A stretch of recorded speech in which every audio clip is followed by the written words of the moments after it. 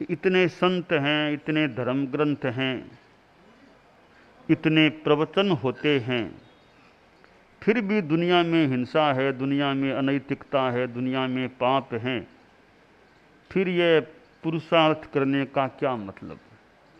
इतना प्रयत्न होता है और दुनिया में तो हिंसा, झूठ, धोखाधड़ी आदि चल ही रहे हैं। इस चिंतन के संदर्भ में दो बातें हो सकती हैं। एक तो यह बात है कि प्रवचन उपदेश होते हैं, वो भीतर में कितना जाता है, ऊपर तक कितना रहता है, यह भी एक बात है। एक गुरुजी के पास एक छोटा चेला था, तो गुरुजी के पास वो चेला बोला कि गुरुदेव, आप इतना प्रवचन करते हो, इतने लोग आते हैं, तो दुनिया में तो पाप चल रहा है, आपके प्रवचन का क्या मतलब है, क्या फायदा इतना बोलने का? तो गुरुजी ने कहा ठीक है, प्रयत्न तो करते हैं कि नहीं, कितने लोग आते हैं, फिर उनके जीवन में तो ऐसे ही अनैतिकता भी है, तो आपके इतने बोलने का असर क्या होता है? फिर यह असर क्यों नहीं होता है? दुनिया में परिवर्तन आना चाहिए था। तो गुरुजी ने कहा इसका मैं उत्तर देना चाहूँगा।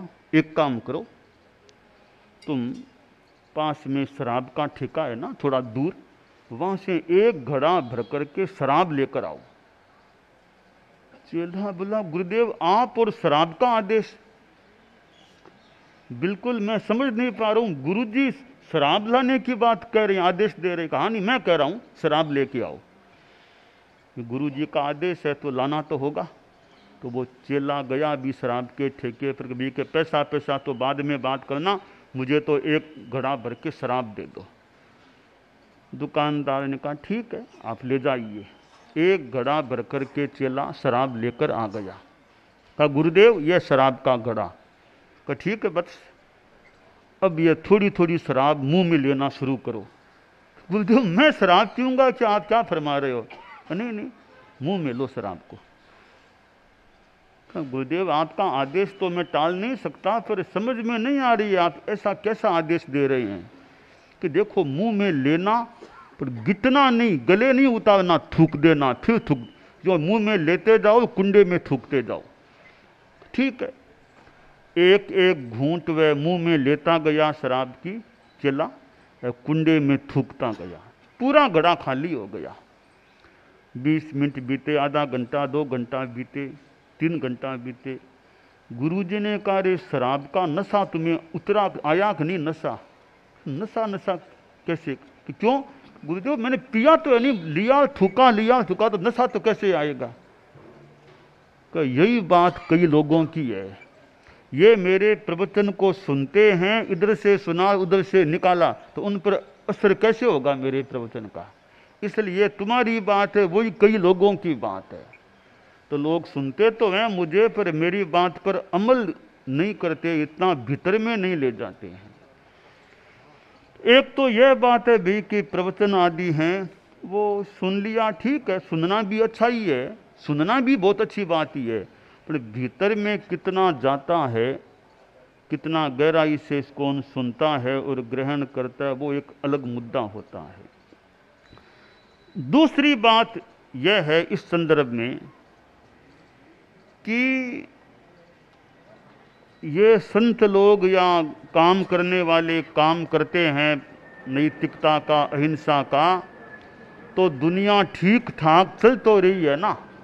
ये कुछ नहीं होते तो पता नहीं दुनिया कहाँ चली जाती।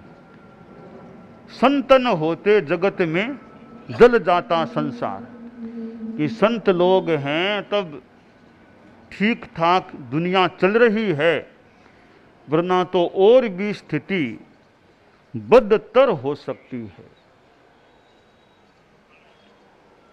दुनिया में अपराध है, अनैतिकता है, हिंसा है, उसको देख करके कार्य करना ही बंद कर दें, धर्म का प्रचार करना ही बंद कर देंगे, तो स्थिति बहुत ही ज़्यादा जटिल हो सकेगी। अंधकार होता है, प्रकाश का प्रयास करते रहो। माना कि अंधकार है घना, माना कि अंधकार है घना, पर मेरे मित्र दीपक जलाना कब है मना, पर मेरे मित्र दीपक जलाना कब है मना। तो अंधकार है तो दिया जलाते रहो, अंधकार कम होगा, काम चलता रहेगा। तो अंधकार है, दिया भी नहीं जलाएंगे, सूर्य तो नहीं है माना, पर दीपक भी नहीं जलाएंगे तो और ज्यादा समस्या हो सकती है। अंधकार को भगाने के लिए दीपक जलाने की जरूरत होती है, न कि निराश होकर हताश होकर इतना बैठने की अपेक्षा।